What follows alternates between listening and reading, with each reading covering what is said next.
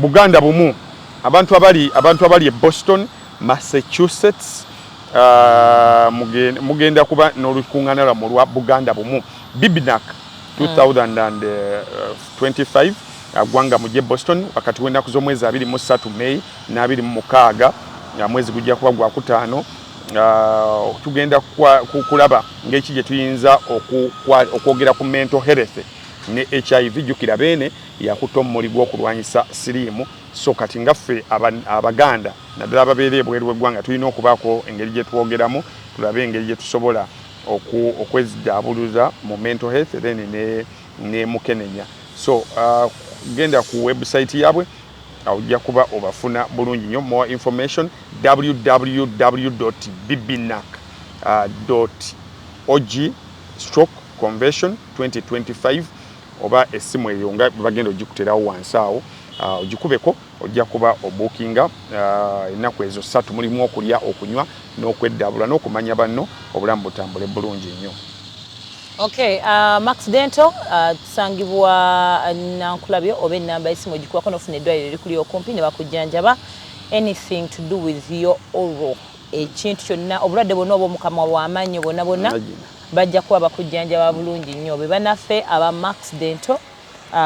bakubireko essimu. Joseph Katende naye waali okubanga kwa internet eya Airtel eri unlimited ate nga erina speed ennungi. Osobola omukubirako najja nateka internet ku mulimu gwo mu makaago wonna wowangaalira. Alina portable eyo gy'otambula nayo nnungi nnyo nnyini ddala, naye mukubireko naye musobole okukolagana obulungi nnyo nnyini ddala. Ennaku z'omwezi nga 10 tulina Spice Diana awo ku Serena Hotel. Please girls and support her, a baby girl mumuwagire. 10 years of Spice Diana. She has a lot to give to Ugandans. 10 years is not a joke, most especially eri omwana omuwala ebeera big dedication. So please come out mumu supporting Spice Diana. And then ennaku z'omwezi nga 24 still January ono tulina King Saha live in concert ku Cricket Oval awe Lugogo kuyingira emitwalo 3, emitwalo 5 n'emmeeza egenda ku bukadde 3. Bw'oba oyagala tickets is anything to do with King Saha's show, you can directly contact me. Tugende tumuwagire King Saha. King Saha agenda tukuba endongo baddaye Ugandans. Just be ready for this. Kyawomanya agenda kugulawo omwaka kuba endongo yagina, so get your tickets ready. Tugenda, I think enafuna code, tugenda funa tickets eziri on sale. So kaba na Uganda tuwaweeko ku tickets. I think Airtel egenda tuwa code tuguleeko ku tickets eziri on sale. Nja kuba information yonna njibawa. Kale, it is a Friday. It's still tukyalimu New Year's Eve, so I can once again say happy New Year. Tukwagaliza omwaka omulungi, tukubuuzaako ate era tukwagaliza ne weekend ennungi. Hopefully ebintu bitambula bulungi. By Monday tugenda kuba tuddamu okukola bulungi, business as usual. Abajja okuwummulako namwe mweteketeke mugende. Boss abali mu Kampala nga mwava mu byalo mugende. Ate mugenda atandika nnyiiza abantu. Tolinda bantu kunyiigira. Genda namwe abali mu kyalo muveeyo. Buli omu kinitino wolisi wammwe gira ogende. Okuleka abaana bato bali mu vacation yali wajjajjaawe but abantu abakulu go and work, leave. Twayogerako oli Kwefu n'amenya kategori z'abantu. Bw'oba sigwe yeebuuzibwako nga bali ekyemisana nga tonatuuka. Please go. Naye n'omwana akyali wajjajjaawe nga taata we aweerezaayo ebintu. Ate kati omwana yejjeeyo. Kale omwana wo mujje gy'ali gy'otaweereza bintu. Bw'oba oli wano ng'olina w'oli. Ekikulu n'abazadde baffe batusaba nnyo abaana okukyetaaga n'omugwamu. Nedda. Gwe bw'oba olina w'oli ng'otudde bw'oti ng'olina gye waweereza omwana. Okuzaala. May I have like so many friends. Most especially abaana abalenzi. Nga mama we talina girlfriend gwalaze mama nti yono nga mwakale zaalayo. Zaalayo leeta omwana. Ekyo abatagamba zaalayo nti omuzaalire. Kiba ku bulungi bwo.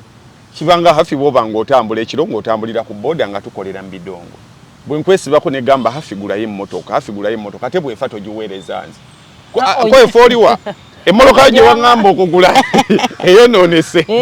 Nze nali nyamba bulamu bwo. sabazadde temubesibako mbu omuzadde yansabayo omwana yamukusanga nawe tolina otandika kati omuzadde yali akugamba ku bulungi bwo nga bwe kugamba nti naaba nga bwe gamba nti mira eddagala tonkubira nongamba ewa erina eddagala liwangambye okumira lyo nga likaawa nnyo so kati n'omwana alinga mmotoka alinga kyonna ekikuyamba bwe tukwesibako kikola totukubira simu Kwefu ene ennyumba gye wangamba okuzimba nga amasanze gagenze kati n'omwana wo gy'otaweereza buyambi mujjeeyo emmere gye wamuweereza nayo bweba nawe bw'otunulatulamu wamuweereza ne kilo 2 Menje gyatandikira awo yani yatandikira awo gwe mu byafaayo by'owuliramu ze jjajja ayina okulabirira muzzukulu we mutabani we oba muwala we nga akkiriza nti ensi eyo yamulemerera oba nga ayambako buyambi ne bw'aba not mandatory. The only biggest thing they're supposed to do is to babysit. Making sure abakale bamama oli busy oba oli wa oba tata ebisigade byonna bimuwe yalere nisebe ebivubuka bitandikirawo jjajja n'atandika obeera n'omwana bwa n'atandikira sebo jjajja n'atandika okuweerera. Yes bangi nnyo mukazi wattu obusente naye nga lasita gyali e Kampala ekikumba akuba abakyala alina n'omukazi n'omuwala gyali eyo yeeyagala mu kibuga wano Kampala yeeyita no baby kumba alina abaana 2 bali wanyina yabateeka eyo pretty young no baby otegedde bulungi nga agula bayita bakya legging za mitwale 3 kwena ali muno bwakuule no bwakuule eri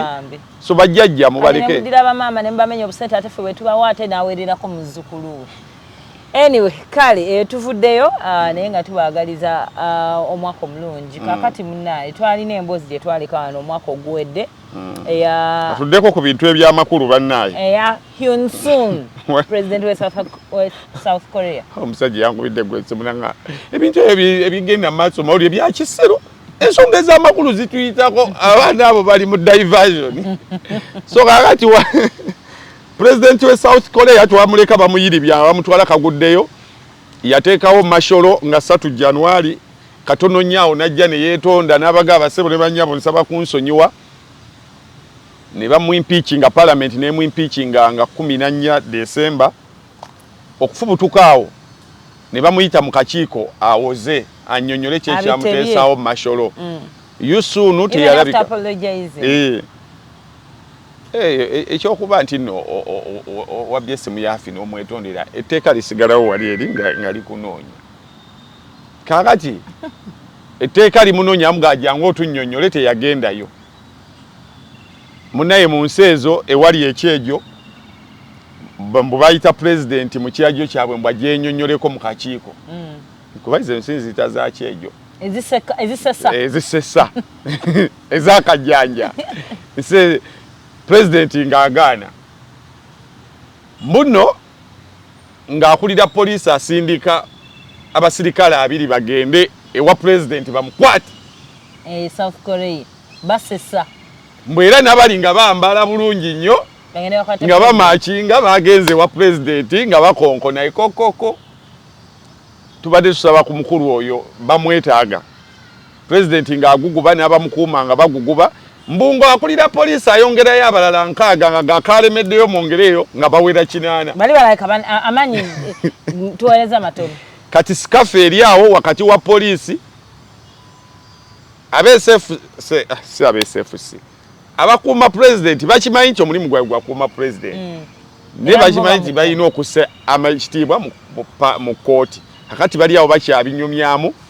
president ye impeachment balinze constitutional court bwe sigala nga ekyaginywezeza nenga akyali ya president akyasoli wako he still the president akyali president batwala batugoba weereza abamukwata ne bagamba nti ani wakituge ani akulira president and when they get there nga bamusalute nga mukulu jangu bakwetaaga baba bakuchimya bali mu nsi munda mu South Korea jakulira beba mutumiza egamba mugendeko wa entebe kwa White House tuisigale tugende nnyo Kenya nedda wa abantu be bategera ebyokulabirako bebya abantu tebabitegeera abanagala ate omuntu omuwa ekyokulabirako nga kisoboka ontegedde sisobola kuwa ekyakulabirako negamba kati nga muwala wange bwe yamera ebiwawaatiro ekyo kiba tekisoboka nawe olaba nga example ebeera ki ebeera tuufa faffe ekiti kati so awa example ya nti awo ne mbumbu ani yani akulira poliisi Lutuma oyo mwogezi Kituuma Lutuma yani akulira poliisi zinasemba ku Kayihura Kayihura mnange musajja ani awali akulira tubadde nono musajja omudde wabadde ono lasta ati kakati ababaddewo kirika kati bobuza abantu akulira KCC abantu bakyama Jennifer Musi bannaye bana abaddewo kitaka kitezi taba kuyiika abantu bayitegedde kitaka tino ye bannange yogerako ku kyekyo tebayitegedde ani akulira ani IGP wa nego okoza akyaliko okosi yavuddeko nebale nibategako ina gwe abasi byakagaba akola ngani tufudde kakati olaba ne update kiri kye twayogerako kale Kayihura matino kosa ochola omulabako wanaaliyo ebade bannamutuwa so abasi nafona otusonyiwa bwe mulu abanno balwawo nnyo Kayihura neno dyali it's not even in order Persons Inspector General Police Uganda byakagaba the Independent Former Director of Terrorism AIGP is the new Inspector General of what of Police byakagaba the current IGP akati oyino kole nnyo Wikipedia yino naye it's not in order oyino kole nnyo musajja fetuchi womanyi ni abantu fetuchi amanyi Kayihura ono chola yabaddewo tewali wonyi by the way no chola kyaleka impact tewali woyadde nekimu waliwo kankubulireko bobuza abantu omutendesi wa Arsenal bano vakubano ba Ardent Sports gundi abantu bakyamanya Arsenal Venga si yayine erinyanga lyagala ofaanagana ne Arsenal ne Manchester City ne Man U lwakabana abazeewo basimudde nnyo ebyafaayo bya Ferguson naye era still omusajja gundi akyagirina omusajja akyayina gundi so kakati mbukati abasi byakagaba kati lwaki bade saaleeta wano nsaaleeta bitasoboka mbukati abasi byakagaba mbukati naweereza poliisi mbukati poliisi negenda era obonyumyanga firimu bano baba base era abantu labaga Kwefu naye ennaku zino ne HAFFY tajjukira lumu abazaali nsonga ki Parliament mbuneyita first lady nga minister y'ebyenjigiriza naga abasebole bajja so mugende mukole test ya COVID ate mujjeka a whole minister semujuya yomba ate kisoboka fe tujjewo tufumbire cyayi mbukati tatako tuze mukakiiko naga ganye mujje kololo awo tetujja kukyawo akati waliwo bayo minister ronno kumuyita buyisi kololo bali bayiro kuyita muhozi bwajja nnyonnyole Parliament kweze twitize zeyagaye mbuye yabeera asagamu mbuye yabeera asagamu kati kuba njala nnyo tusigale nnyo Kenya wabbe Kenya bisoboka bibadde bisobokamu luli emabega naye munene ne Ruto ono naye Ruto yabafukidde Ruto ekiwamba abantu ekiri e Kenya awo anti Ruto yayitako mu University of yakwata ku past papers when we were at school we used to do internal and external exams kati mutukanga bwema muli kupikola bigezo wetatuka kati nga batufunirako ku internal papers ezavanga na mugongo Uganda Matters ne ziva enalya kati nzeza amasomesa bamwe bali muli used ku setting yabwe kati nga babakyusizaamuko twakolanga wakisha oba gundi kyawe endala gye baleetanga n'otunulako ne mu answer kati nga bomala okuwakisha wammwe n'omwansalinga ng'onoonyayo amasomero amalala be bo ansa yaabwe bagireeta batya ogenda kaka ansa k'okusomero lyammwe kati yakolamu wakisha ez'abawuuru zonna yazikola kati nakolamu wakisha akolamu ku wakisha kati kuba bo Uhuru bamukuba akalulu bwe bamukuba akalulu no yakuba akalulu ne bamulangirira kooti ne mugamba akaluka abaddemu emivuyo naga ati wali buzibu tukaddemu kati oyo Kenya baba balalamu International Criminal Court ne muyita nakkiriza naga abannaye ngenze kuwoza nakwata obukulembeze n'abuwaamu ku vice we namugabo vice tukunkuwaddemu kamalo genda okuweza emisango nkomewo era vice n'abeerawo so kati yabo so weerayo example ne kati example tusobola giweera Pyongyang ensi zimerukanga kubanga kati Pyongyang kibuga kya gundi kya North Korea ekikulu ekyabano bakiyita Seoul kane Pyongyang era Pyongyang baliyo baseka bakali abantu awo tebali si ayino Pyongyang birala nnyo kati ngoyita Kim Jong Un mbujango beko byonyonyola au bikamu so kakati bastandinze kuki bakyaliwo awo wensembeddeyo nga sikafu ekyagenda mu maaso president bakyayogera naye so wetuli awo mpola mpola bogira nogendako mu international news just kuba ebiri e Uganda ebyaddala amawulire agali e Uganda jjo twabadde n'omuliro ogwakutte ku kizimbe wali ekya nyumba kubwa omwana yankubidde esimu yaŋŋambye ambulance ziri eriwa ambulance fire brigade weriwa naye yuliddwa weyita that problem z'omuliro wane Uganda zezimu bwezaali bwe ziri era bakubira nti ekizimbe kikutte omuliro olowooza ku masanyalaze nolowooza ne kubafumbiramu kati you can imagine 2 days into the year edduuka lyonna ne lisaanawo 2 days into the year edduuka lyonna tekwegaba obanga basanyi ba bikondo baba akayingira eti bakafuwa filimi no ekintu kyendowoozezaako okay abantu bafiiriddwa business zabo it's really sad I saw those pictures I cannot imagine naye kyetwafunyeemukko akalembereza nti gundi those abantu babadde abamu tebanadda ku mirimu awo kwa Ruwa Park nga nomo working days awantu awo boy tewayitika then nekirala okimanya ebizimbe by'e Kampala bina bina loogi waggulu awo ebizimbe by'e Kampala byonna biriko lodges waggulu kubanga ati waggulu basooka ne bazuula nti abantu tebapangisaayo abapangisaayo bapangisa kuteekayo store kati okwebaka kwajjiramu bwa baŋŋamba ekibeera mu store ati kakati okwebaka kujjiramu nti bwe mubeera ayidde awo like muli mu dduuka oli ali mu dduuka ali nawe oli mu dduuka alyo kati mubeerawo awo ne munyumya emboozi ne ziggwayo tebakira nti tebajja kati ndomale buli lwe bunyumya emboozi ne ziggwayo ez'amagezi mutandika bya kisiro kati ebyekisiro bwe biggwa kajjukira abantu abali eyo bantu bakulu si bakwegayira nnyo nga buno bwana bwa university Kanyonyo abantu abakulu ngogenda funaka mgonja tuwebakemu bakulu bakamba banawe negwe kutugere litwebakamu twambuka wano madala wenyini tetukkirira tetufuluma kizimbe twambuke tweyongere waggulu kati bannanyini bizinensi yagawo olaba waggulu eno kitegeeza bw'oteekayo obutanda bantu bano bajja kwebaka bebakanga nnyo mu maali zaabwe bebakanga mu plastic waabwe mu ngoye mu store okanyasubula ku muntu bintu n'obitwala mu dduuka yo nga tebitama aya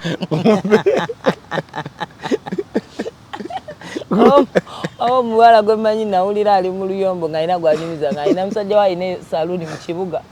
naye nga buli wamunoonya n'abula amanyi omujja ku kizimbe ekimu ku loogi waggulu yali agendanga mu emusigini kyaluumu yerimu emikisa gye luumu ye ngako nakukonya nga teguggula ogwadde ne malayi omuliro olulire gwakwata eno wansi abantu bafulumirayo mu butawulo obimanyi so bambi tubasaasirako nnyo ne twebaza Mukama nti tewali yafudde that was the point she was driving at home nti abantu badde tebannadda obulamu bwe bugagga bisigadde tusobola okuyiiya twabadde tukyali awo a lot is happening mu Uganda onoonyamu n'ekintu ekikuwesa just twakatambula twakatambula ennaku 2 naye ng'amawulire agatambula tulinga abaakagenda emyezi 6 omusirikale yeekuba essasi owa UPDF yeekuba essasi empigi yava ewuwe bulungi nnyo nga mukazi we ali mu kuteekateeka kyamisana najja mu kisaawe ky'omupiira n'agamba abali basamba muveewo mangu bonna n'abagobawo neyeekuba essasi mu mmotoka n'afa kakati agavuddeyo galaga nti yaleka suicide note mbu yawandikirako CDF yawandikira CDF suicide note namugaja angononyereze ku engineering brigade ya UPDF omusajja gwe mwatuweereza olwatuuka bwatu yani akulira engineering brigade olwatuuka bwati n'agoba buli kiramu teyakola nga buli bwanajja mu BBS first day n'agoba buli kiramu kakati mujje mulabe engeri gye bakolamu emirimu kakati gayine yetta so kati amawulire agatambula mu Uganda bogira boti n'ogendako ebweru w'eggwanga n'ogenda ebadde gusigi embadde ensoma ko ebadde Zambia omwaka gwali gubulako like an hour kati omusirikale n'agenda anywa omwenge nga mungi bwe yakomawo ku sseero kati omwenge ne gumugamba abantu abali mu ndomo blaza why enter ya when they are in seros bagulire bagende wa nagenda nabagulira nabaga you go enter there when they are enters you come back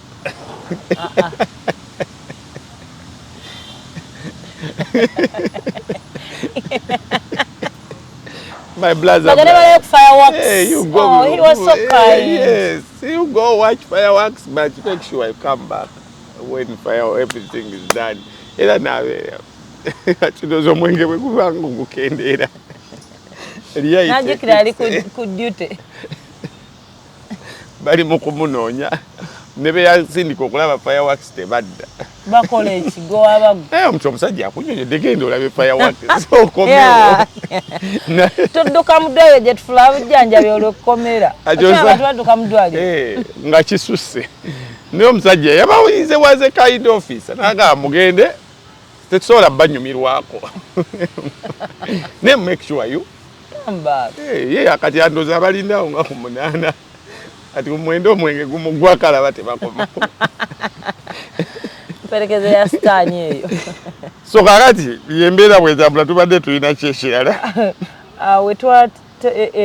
Actually omu ku bubaka bwa president obw'omwaka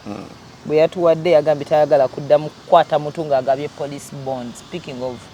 misango and all that. Yategeezezza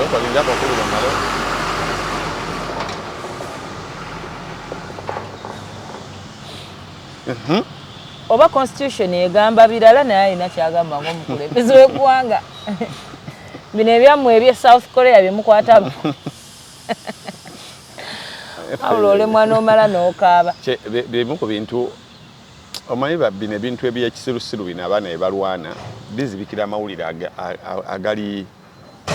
crucial. You know, this is going to happen to people and the people will not know anything. Bo bennyini bano abalwana gano ebyekisirusiru bati ukosa baboni nga tebajjukira ddi president we yagambye nateri kuddamu boni naye nga ebyaddala bw'otunulamu by observation it is wrong okumma abantu bondi kola emisango gye Uganda girina ekizibu kimu nti mu mawanga malanga bwe nagamba nti you are innocent until proven guilty. Fe wano you are guilty until proven innocent. Bondi eyo yandibadde nnungi singa bagenda okwarestinga ng'okunoonyereza kwonna kuwedde ng'olukuleeta ku police in 12 hours fayiro ye emaze okutambula nga mugenda bugenze kati olaba nga fayiro yali emiskini yamutwaza ey'essimu nti yo yaliwo already ngeri ready bagenda omuleeta arresting bikinga eri ready nga kwe kugenda naye wano bagenda ne bakwata omuntu nga ku fayiro ye kuliko linnya lye na linnya lya muvunaana yennyini nga yalina okwekolako statement nga gw'olina okwekolako statement nga literally police teyinaawo kintu na kimu kati n'obeera mu kkomera okumala emyezi bakomagaki kyekibagisiza wano bagende bakinywereza eri bambi akajaawe simu yangu jaggambako otankulano myaka yogambako mushutinga ebiki waliwo abaana waliwo omuvubuka alinga anyumya ebiwozi by'ekisirombo yagenda ewajjajjaawe bali balaba firimu y'Ekinigeria kati ne bagipoozinga kati bagenda okupoozinga bapoozinga someone yali alina ekisawo kyasitudde bwati ne baposing mukati jjajja n'abeeraawo bano ne banyumya emboozi bafuluma bujjajja owaaye yani tumuyitaani owaaye mukimbiri ono ekintu tekimumenya mwamulese wano yeetisse ekintu ati mukimbiri n'abuuza ani ali mu nju gwe twalese yeetisse ekintu bagenda okuddabuza jjajja ali oyo gwe mwabadde mulaba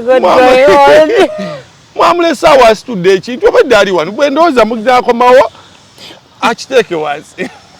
ati ye jjajja alowooza bw'opoozinga bwoti ng'oli yeetisse omugugu bambi gaseka nnyo naawe ojja kaddiwa tosanga ne old age gwe jjajja era bwe bajja tebaamunyonya baplayinga buplayinze oli ekiro n'akiteeka awon naddamu naawe yanga naye yeetikuddeyo nebwedde alaba omuntu ali ku tv ate tv ezo ezedda sizo ezakakatimbu after sometimes zigenda to sleep neyejjako izo zabeeranga ey'ekibuto otankulanga bajjajja ebyokunyonyola obana bingi mukwano gwange ate tuli awo maama we ng'amuweereza voice note erina eddakiika mukaaga nangamba kati saala eri muno sinagiwuliriza kati yeetaaga kuba nga onowuliriza oluyimba ng'ovuga emmotoka naga nja giwuliriza nvuga nga ngenda akati adrai talking bambi of that omwana wensekera bamange nga alina bya ngala ojje eno ne mugagwani yakolimira ndeka mukyala speaking of that tugenda kudda ku nsonga y'amakulu omanyi omanyi omwaka gutandika tukyakuba kalonda kali there is someone who came in from America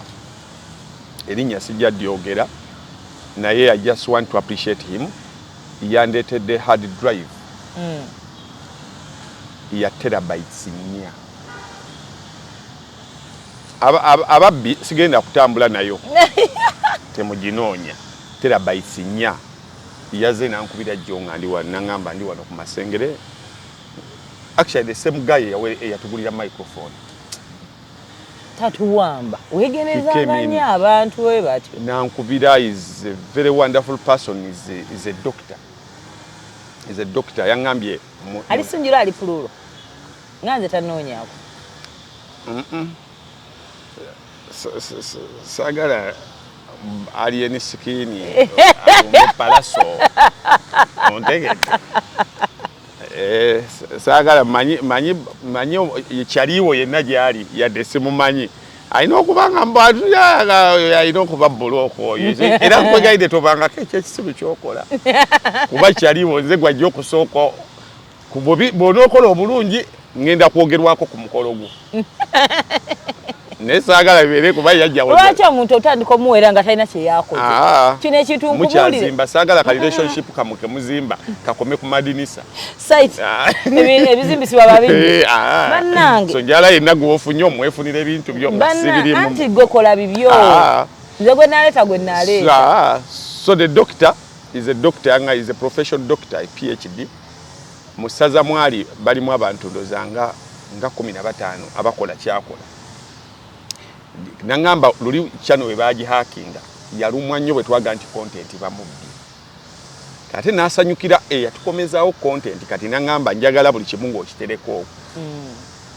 sagala bulirayo nti ate content wamwe bamubbye nambi so thank you very much so content era the mchala Daniela katutereke content tugenda mutereka ngenda kufuna ka safety deposit box in a certain bank ajemanteka content waffe obeyo terabyte 4 nebwe ba TV nemanya nti ogitereka kaba kumenya manyi so back to Museveni now kyabulabe nnyo okuyisa mugita fatwa okuyisa fatwa bwetyo kubanga bwoba toyina enough resources and money power to investigate before arresting someone tugenda kujuza makomera mu nsi yonna tukwata kifo kya kusatu mu mawanga agasinga okuba n'omujjuzo mu makomera tuli ku level gye tuliko tuli ku 500%. simanyi oba concept ogitegedde nga boga nti ekkomera capacity yalyo eida kubeera 100%. Kyokka ate tebaku advise nga giteekamu 100%, at least okomanga ku 80. Nefe amakomera gaffe already ga exceedinga tuyingira almost 500%. Abantu basula kagongo. Kakati eje emisango ebyo abantu abasobola okuweebwa beyiro ne babanga bawoza bava wabweru kikola amakulu. Abamerika n'amawanga amalala bateekawo 48 hours nga naffe ze tuyina wano ti omuntu musire 48 hours omutwale muguuni 48 hours aziwulira ng'entono naye bo bagamba nti arresting eyina kujja nga buli kimu kimaze okukola ki okunoonyezebwa naye tuyina wano abantu mu buli bw'enguzi n'obutasasula bapoliisi ogulawo gugenda kufuuka mulyo otandika okulaba civil cases HAFFY mubanja bagisayininga nga criminal ojjukira bintu bingi nnyo mu biseera bya yali Wembole ng'enoonya ababbi rumors zatandika okuyitamu nti batandika n'ogikozesanga mu bintu ebirala oli yamubbira mukazi n'akuwayiriza nti obbise emmundu bali balwanira bya ttaka bali balwanira kakati ogenda kulaba nga omuntu okutya bwe baga nti bakutaddeko criminal offense wono nnyonnyolera nti bannaye mine is not a criminal offense nga okulungudde emyaka naye nga poliisi ekugamba etteeka lyayita osegedde so kakati president ekisooka mwe bennyini temulina ssente ziriisa basibe kati mwali badde mulwanana nnyo omuntu obutabeera mu kkomera kuba temulina ssente zibaliisa kyakubiri temulina emubasuza we mubasuza amakomera gajjula dda kakati tulina ne kooti kyobalaba bakolawo babitatya pre-bargain nti bwe mba tusobola okwogera wano bigwe bw'oba osobola okugamba nti gunsinze nga baagala okutunoonya bye tuliwaawo ebiggwa outside court settlement biki ebyo banoonya ngeri gye bajjawo misango emingi kuba okunoonyereza kutono abasirikale baffe bennyini kigambo kunoonyeza tebakimanyi nze bw'ogenda n'endaba because movies tezigwa wala nnyo kuva reality. Ogenda n'olaba amaanyi agateekebwa mu kunoonyereza n'ogamba nga badonye ne kaba nga watemya butemya ne baga lwaki yatemya. Me am a fan of investigative journalism naye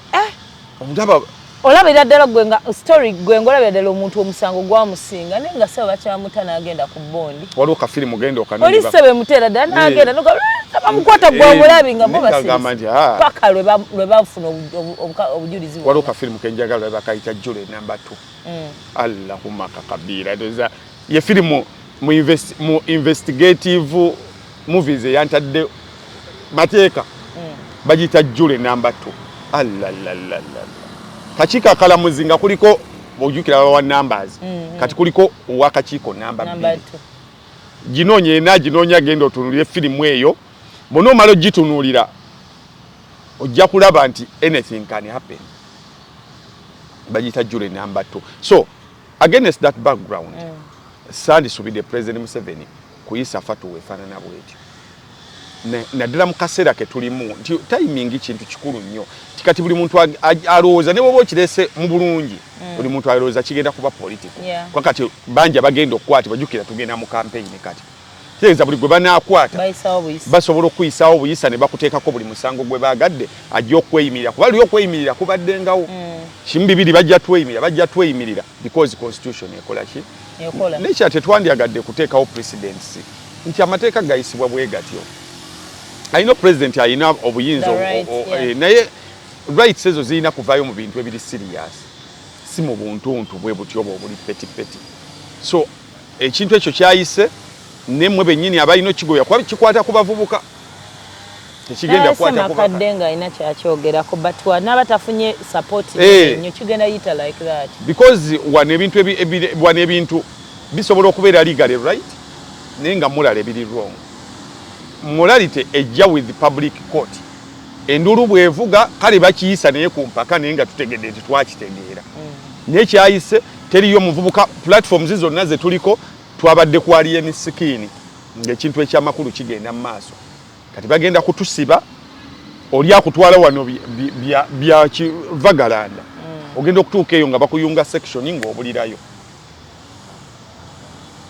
onogenda okuwanika omukono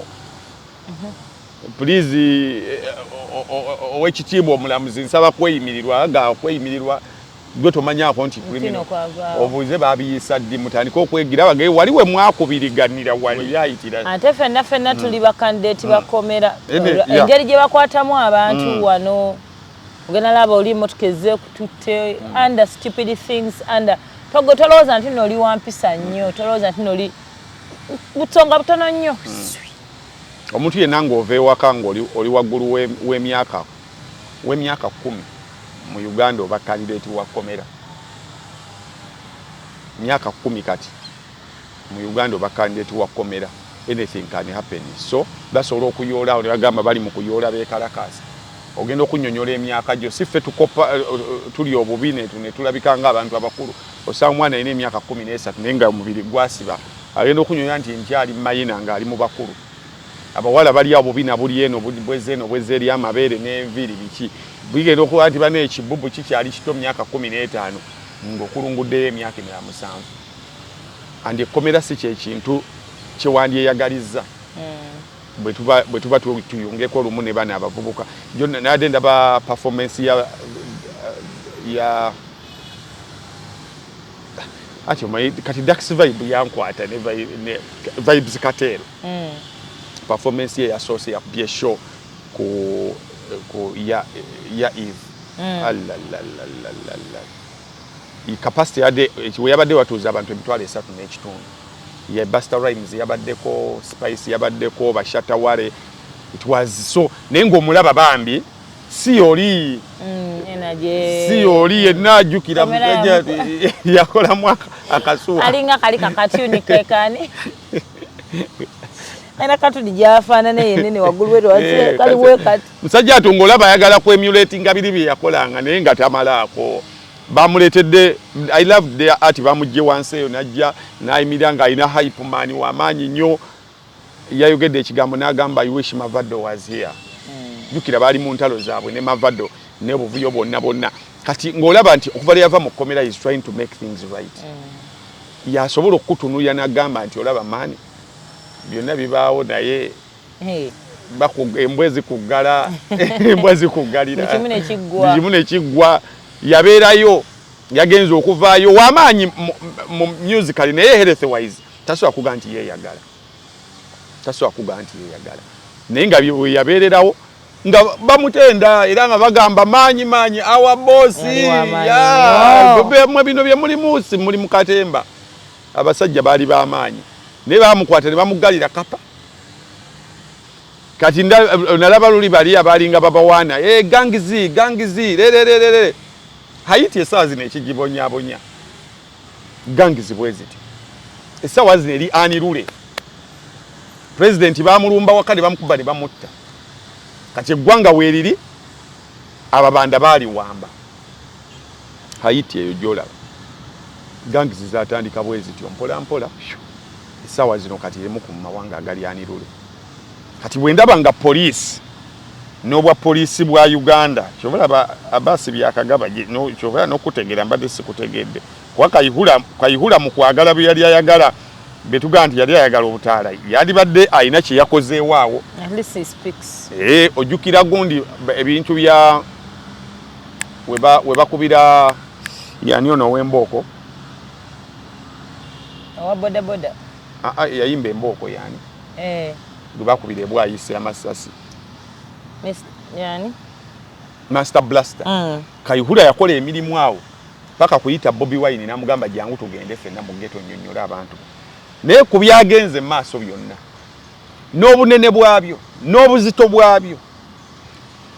bantu kukubagana kukuba bantu bantu kwerumba ku show ebuloba ebintu ne byononeka abantu ne bakubwa oli naddayo nanyini wa event navaayo ndebe Crystal Pananga gamba bana b'abantu bakubiddwa these are Ugandans ebintu byajjeje ne byononebwa microphone ze bagenze nazo nova ku show yo n'ogenda ewa palaso n'afuna abayaaye ne balumbe wali enskini awake wali abaane wali n'omukazi ne maama we ne bayasayasa buli kintu ne molokade baagala zikumako muliro n'abayaaye bali enskini ne basala ne bambuka eruwafu bagenze ne bakuba ennyumba ya Wizo. Omaye kyabadde mugundi mu kizungu ekiro ekyo kati ekikuba ekiva ku maka gali enskini. My sister tells me kwanza naleka ku sitting room nga mecha nokero kugenda okukola kati bafuna boda awerekere munne abereyo mu kizungu yakomewe ne ruwafu gyasula bayita abudu boda batula bakirira yangamba siye mu kizungu bali emiti na buli kimu naga abagwa mu baana nga balinga bikumye nga lulinga lutalo bwe bali olabye ekita bantu kyerwanda bulungi nnyo nga bana bakutte ecupa ez'omyenge bazaasizza kati nga maaso waliwo wali akkiriza emmotoka okuyitawo ba boda boda ng'ayisa wati ekiso wansi bwe kyaka n'omuliro n'otandika okukabira ku boda ekiro ekyo waliwo yaŋŋambye abeera kumpi n'ali ensikini yaŋŋamba embirigo tusaawa mwenda tebakomba ku mpeke yatulo nemugamba neŋŋamba ffe tukunyumiza eringa movie ekiro ekikeesa ku sekendi nagamba omwana yange awagadde ejjambye n'abuuza bwe mulagawo nga tusula mu kizungu ng'abawala babiri bali ku boda bakaba nenga newa boda akankana bw'ati abudu era bo bwe baatuuka ono yasula wamu naye nga asiddayo owa boda yeeyiye kwebyo byonna ebyo byonnyonnyodde and these people know what happened bagende wa Wizo ne bagende wa Wizo ne bakuba teta yaweereza Wizo audio n'amugamba baby tubadde waneeno abasajja baze n'amacupa n'ebiki ne bayasayase kati bate wa Wizo ate wabadde wabako anyway anga bonna be bamayanja babadde banoonya mayanja era bakugwa ku big eye mayanja Ibrahim naye adda lugenderamu eni mayanja ne bakuba ewa Wizo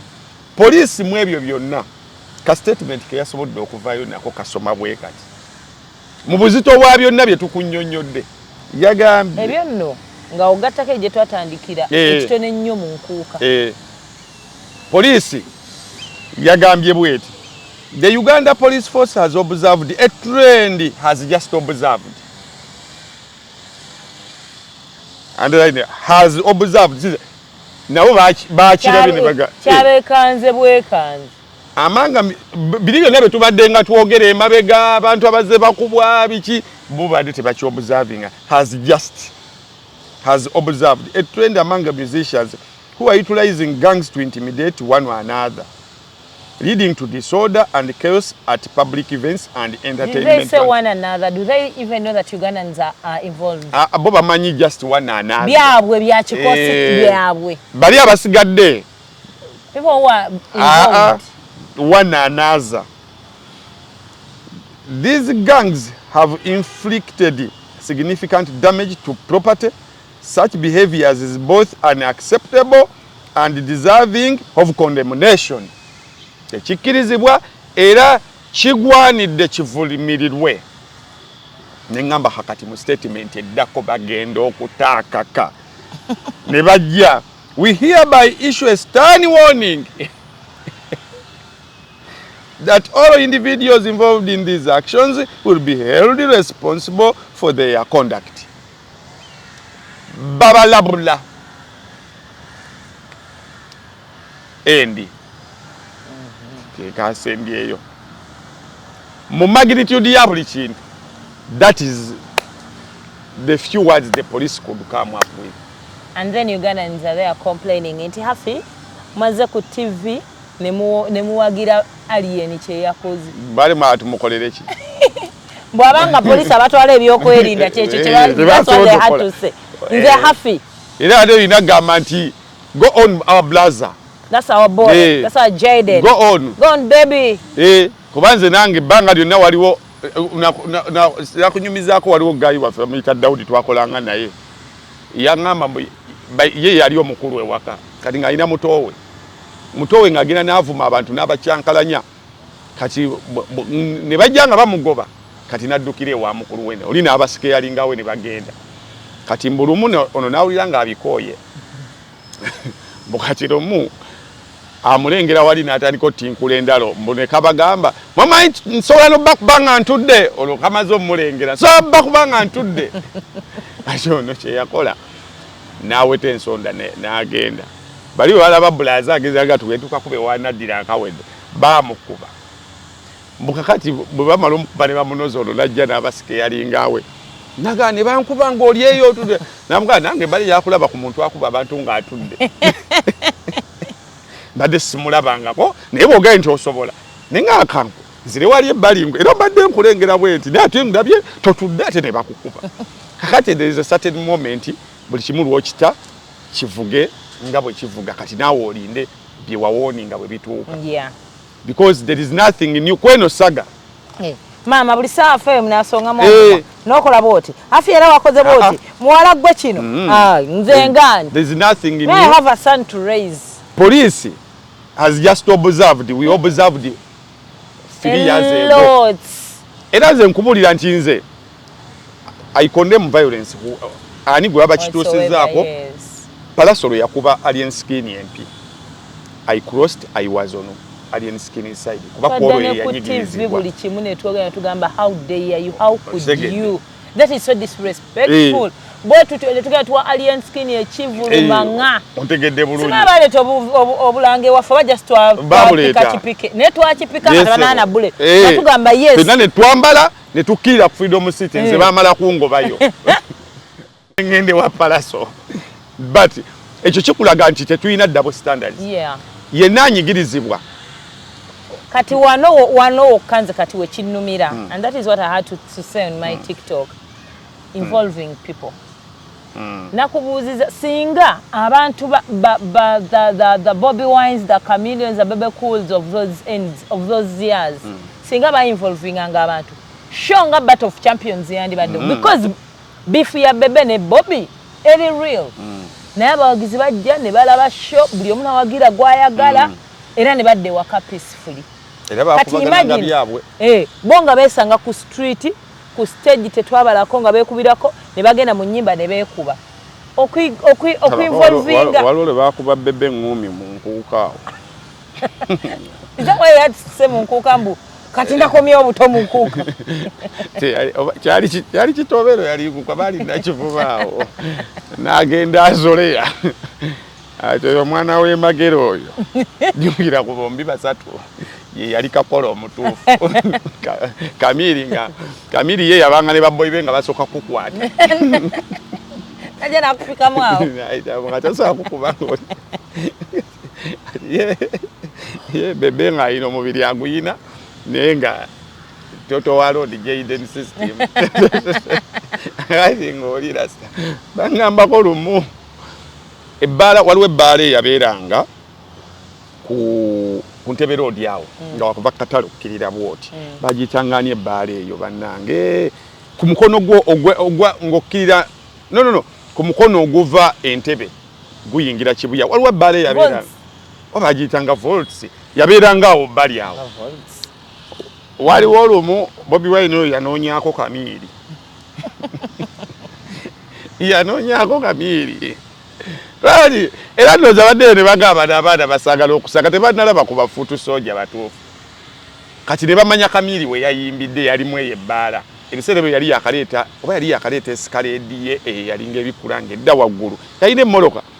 ne bamanya nti awe yayimbidde ne bazireeta ne basalako emmotoka nga ne bakupakingira ddala kuli kakati bayina musajja kye yali omuwanvu ku ggaali bwe yayimirira mu mulyango bwati kati Kamiiri waliwe yali abule ne bayingira ne bagamba amala okupafominga ajje tulabe mbu Kamiiri yayita mu Dinise Manju ku boda so ebyo ebintu bibaddewo but that's what I think the message that eri mu luyimba lwa Mickey Wairi tibyaliwo naye teba abawagizi because abawagizi bobe wetaaga bawagire nezine entalo bawagire n'entalo nti singa bwe byali twaligenze ku Battle of Champions natuula maaso nakeera nentula maaso era kizibu okubaako kyonyinyonnyola kati ne tutandika battle y'ebigambo because you see that's what I said mujja kubeera mu ntalo zammwe enkeera bakubire nge bamwalu omulambo gwagudde naye nga nawe okimanyi kigurupu kyo be bakubye oyo omwana muganda wo mwana wa senga omwana wa kojja omwana wa mama wo muto mwana atata wo muto and kijja kuba kibi nnyo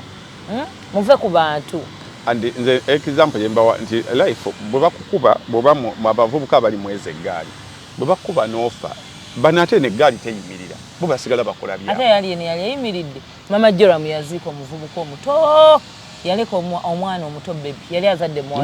omwana tayogerwanga dako kyaggwa olugi twalugala ne bwe bava mu kkomera bali ku bintu birala tewaliwo yadde kuba babeera nnyo ku kamera bali badde twabalabadda nga bagendayo there is nothing yambuzi era mbobane kaye bebekula byeggaali yabizeemu kati abavubuka abato yabajje wakoza nti kati abaani nga ku ggaali ya bebekula ebiseera ebyo basajja bakulu bakola bawasa bazimbe wakiso bava mu Kampala kati yapangisize eggaali ento ku ggaali eka yasingako obukulu talinako agement we yadde oba buno bali musemu age bracket abaana bato tebalina yadde kids man nali ndaba akavuyo akali baka stage y'enkuuka iwazeki boyo eggaali eyo yonna baakula they found what to do with life nenjikira kati omugaali nga yali ku ggaali ya bebekulu okyaliera mu ebyo mbokyalo bukyagenda kubivuluya ne mulwanira obuzindaalo ebudderire budde you have to outgrow some things nze olaba kankwa example yaffe mu gyentera okuwa eya mu broadcasting nti bw'oyingira oba oyingirira mu bino ebya Sabakayimba programs ez'ennyangu Sabakayimba tumira ez'abaana ba intern zebabeeramu ezo Sabakayimba tumira waliwo emyaka wootuuka nga tukyasobeera mu Sabakayimba tumira okitegeera okujjako nga just olwa lwakutaano ogamba olwokutaano ndonna lubawa oba like n'obeerawo nolunaku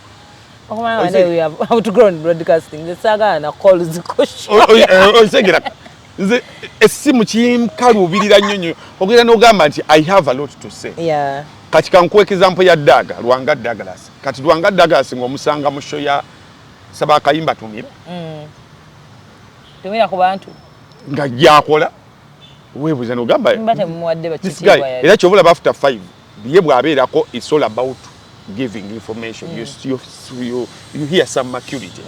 from him akati n'omuyimbi wabeerawo ebintu ebimwe byobeerawo n'ogamba nti omanyi ebyo by'abaana ti bw'ogenda Nigeria Burna Boy yasambye omuwagizi tteke kakati Burna Boy alimu ebyo ebintu ebyo samba omuwagizi tteke ebyo naye kakati tosasanga Two-Face Dibia nga ali mu samba omuwagizi tteke tekisobola era ne Burna Boy kati adde alina okuba kati ng'abiisemu kyobulaba tumunenya nti artist ali exposed mukko tumusuubira okuba nti mento gundi yemanyi bwe bahandolinga bafaani naye bw'oba okyabakuba tteke kimalamu amaanyi and I think bw'aba ategeera naye ku criticism gy'afunye it's gonna be his last time buno buvubuka obukyali ku kyalo buno bwe bukola ebyo naye international scene yekulaba ofulumira emitwalo 3 akati nga bakulaba ba international clients bonti osamba teke ku international scene batogenda kola kiba kikuze mabega abaana bali bakanyugira ali Drake obulega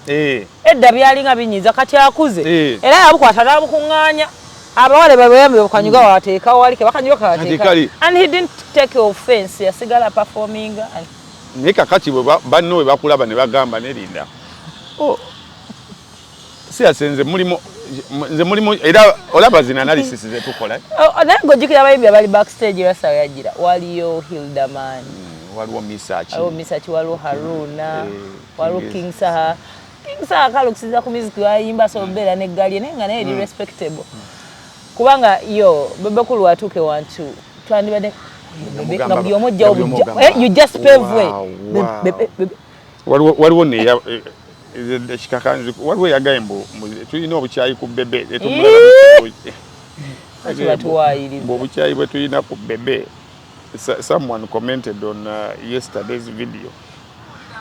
nga yatukola agamba bane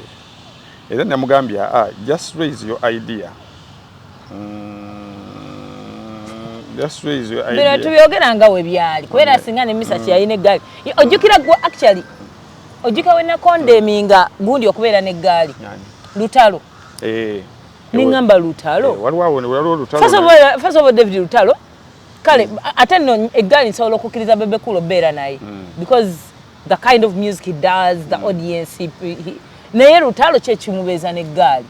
era kusha ya Saheri ngindula Lutalo ingide n'eggaali bakubye abantu ku stage bakoze kintu ekyo disturbing nnyo. Waliwo ba promoter abagamba Lutalo yampereza babounce ne bankuba so it was so bad. Waliwo ekintu kyenga abafuluma agenda mu byalo eyo asobola okuba ne security yogenda mu byalo okutambula ngendo mpanvu you need some security. Ata security yo eyina okubeera disciplined as you portray. Taina kubeera ngaba kati omanyira ora egali alien tujogera ko tujirekawo that is alien that is the people is expected to be with. Ali mu biche Bobby Wine we baberera Bebekulu n'eggali baka million nga bali yawe era buli muntu agamba bo bavubuka bannaye abavubuka kakati 20 years later bwaba expect you to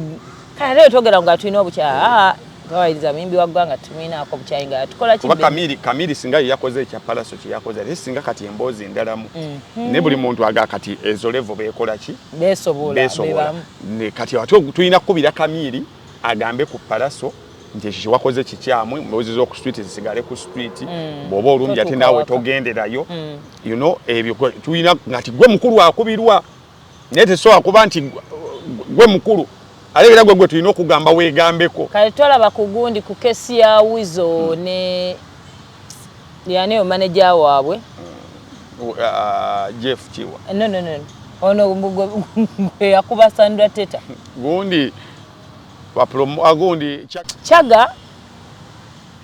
Wizo yamukanyugire ebintu byonna n'abikola naye njagala kulaga wa age gy'obeeramu n'ebintu bitalina kukola nti n'omusango gusobola okusingirayo era Chaga ne tumulaba mu video ng'akuba Teta era omusango buli kimu gwasinga Chaga kubanga lyokoleddemu abo abaana toyinako olina okyasula wa Wizo niwe banakukola ki olumu gukusinga bajja kujoga obulu abantu bakuwolerereza so abagobya muvubuka munnawe bagaye munnawe naye akyeyi era ne mugaba munnawe nga mukola naye yabi abakyanonyayo tegeera so tewaliwo wano bias togera bintu nga etubiraba and then waliwo yagaye channel tugifuira muddala Bobby Wine podcast nerabyawo Lutalo nga ne bamukwata ne beekwatamu awo nga ekyo sijja kisobola ne wabaawo yagambye happy new year mwe bali kutambuliza contract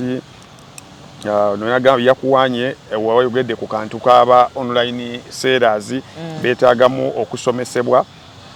abamu n'enjogera tebayina waliwo yagambye nti ku nsonga ya katsi